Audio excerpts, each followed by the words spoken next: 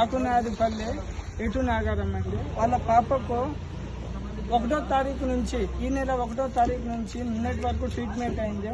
పాప పొద్దున ఎక్స్పైర్ అయింది, చనిపోయింది. 3-4 గంటలు అవుతుంది. గవర్నమెంట్ అంబులెన్స్ లేని పరిస్థితి ఇలా ప్రైవేట్ అంబులెన్స్ని మేము మాట్లాడి ఇలా పంపిస్తున్నాం. ఎటు నాగారం నుంచి 100 కిలోమీటర్ దూరం నుంచి వస్తే అంబులెన్స్ ఇలా శవాన్ని తీసుకుపోవడానికి అంబులెన్స్ లేని సిచ్యువేషన్ అంటే మన పరిస్థితి ఎలా ఉన్నది చూడండి. స్వాతంత్రం వచ్చి 75 సంవత్సరాలు అయినా కూడా ఇంకా ఈ స్థితి ఇంకా మనం జీవిస్తున్నామని అంటే దీనికి కారణం ఎవరు? మనల్ని పరిపాలించేటోళ్ళని ఎంచుకున్నది మన తప్ప.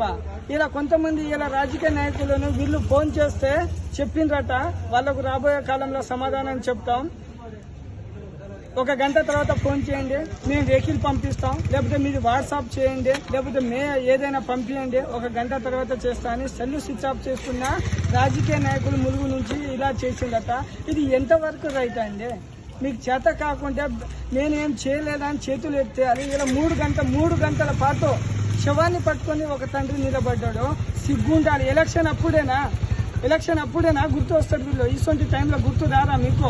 ఎలక్షన్ అప్పుడైతే ఇలా 5,000 అంబులెన్స్ అవుతాను కదా, 10,000 ఇచ్చి రెడీ ఉండేటోళ్ళు. ఎందుకంటే ఓటు కావాలి.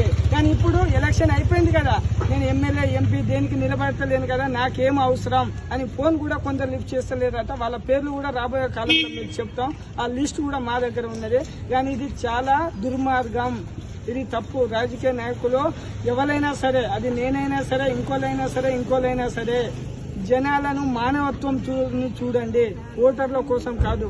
అదే ఇలా ప్రైవేట్ హాస్పిటల్ మాట్లాడి తండ్రి బాధ ఇలా ఉన్నదని తెలిసి ప్రైవేట్ అంబులెన్స్ మాట్లాడి తీసుకొని పోతున్నాం శవాన్ని.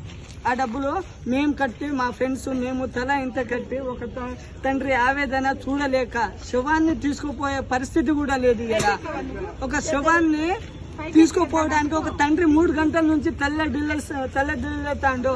అయితే మేము తెలుసుకొని ఒక 4-5 ఫ్రెండ్స్ తెలుసుకొని అంబులెన్స్ కు కిరాయి కట్టి ఎటు నాగారాన్ని పంపిస్తున్నాం. ఇటువంటి సమాజంలో బతుకుతున్నాం మనం. ఈ ప్రభుత్వాలు వచ్చి మనకు చెప్తారు, ఏమని చెప్తారు? మేము ఇది చేస్తున్నాం, అది చేస్తున్నామని. 3:30 గంటలండి శవాన్ని పట్టుకొని తండ్రి నిలబడ్డాడు, అంబులెన్స్ లేదు. అదే ఇక్కడ డాక్టర్లతో మాట్లాడితే సార్ నైట్ 8ంటికి వస్తాయి, 9ంటికి వస్తుంది అని అంటారు. పాప చనిపోయి ఇప్పటికి 3-4 గంటలు అవుతుంది.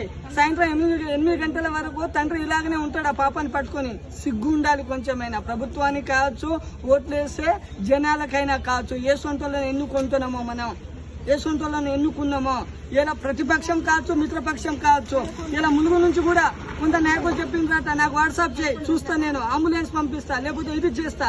ఏది 3:30 గంటల నుంచి ఇబ్బంది పడతాను. ఒక్కసారి దయచేసి ఆలోచించండి. నేను ఎవరిని కూడా తప్పు పడతలేను, ఎవరిని కూడా వేరే ఉద్దేశంగా చెప్తలేను. స్వాతంత్రం వచ్చి 75 సంవత్సరాలు అవుతుంది. సిగ్గు చేతిది. 75 సంవత్సరాలు ఒక శవాన్ని ఇంటికాడ తీసుకుపోయే సిచ్యువేషన్ లో ఇంకా మనం ఉన్నామని అంటే సిగ్గుపడాలి. దీనికి ఇప్పుడైనా మారండి.